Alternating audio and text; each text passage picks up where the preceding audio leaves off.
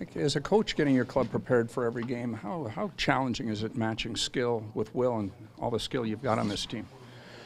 Well, I think the big thing, we haven't practiced very much in a long time. It's nice to have a practice, and I'm not talking right after a game, when you're fresh enough to practice and get some tempo going so we can get our work level back to a rate that's, allows you to be successful in the league.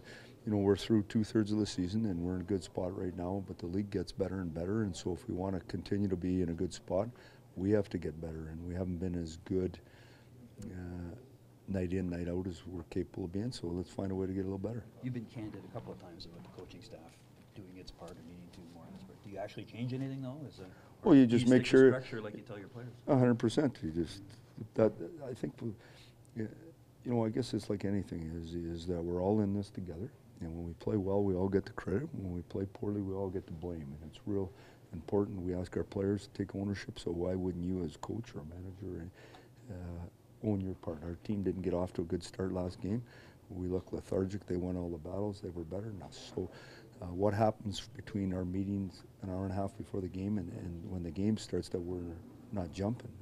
So we got to get that looked after. That's been an area of our strength, and then suddenly it's not as good for us. So sometimes you start real good and the other team scores first anyway. I thought we played great against St. Louis the night they were in here right at the start. They scored and then they took over totally, but that first 5 or 6 minutes we were on it. So that doesn't guarantee you're going to have success and score first, but it sure gives you a chance. When you get that final third of the season coming in, what do you see from the opposition in terms of ramping it up? Is it attention to detail? Is it energy? Is it both? Yeah, I mean, it's just, especially the teams that feel like they have an opportunity to be in there, it's for real. You want to play. April 12th is when this real season starts, and you want to have an opportunity to be in that. And you got to earn the right for that to happen. So, there's lots of points up for grabs, and the two most important ones are tomorrow night because it's the one we're playing. Do you see a timeline by which William could potentially start to transition to a center in the NHL? Yeah, I never thought about it much, to tell you the truth. I mean, right now he's not doing that this year for sure, and we'll just kind of look at our lineup and assess that in the offseason and go from there. Like, how much is it a learning experience for these guys as the games get tougher and harder, that they're figuring that out first with the young guys? Well, for sure.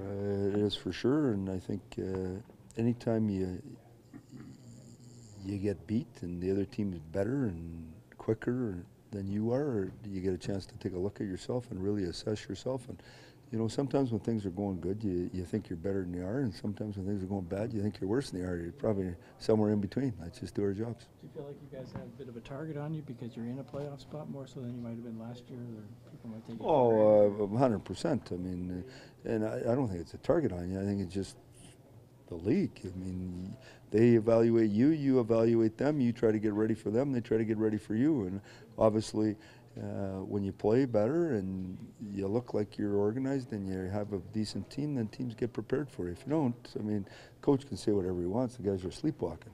With that Islander team, I mean, they've clearly turned things around in a lot of ways. What are you seeing differently from them now?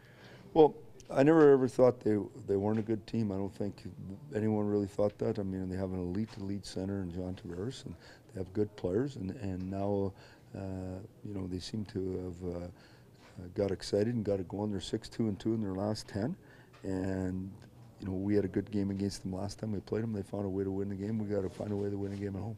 Play fast, play right is a pretty straightforward statement, but why do you switch those things up? Just new message, something new to focus on? Well, I just think because one of the things that I just came up with, whatever we had in the wall, I can't remember what it was this summer because I wanted it to be, and I'm always waiting each year for us to come up with a way of playing that's going to be something you can hang your hat on. And so I think when we play right, we can play real fast.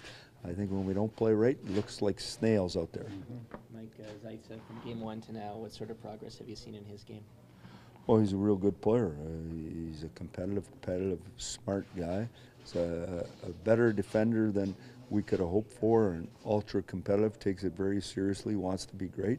I think anytime you can find a guy in the summer that plays in your top pair, you've done something special. So now we need to find some more.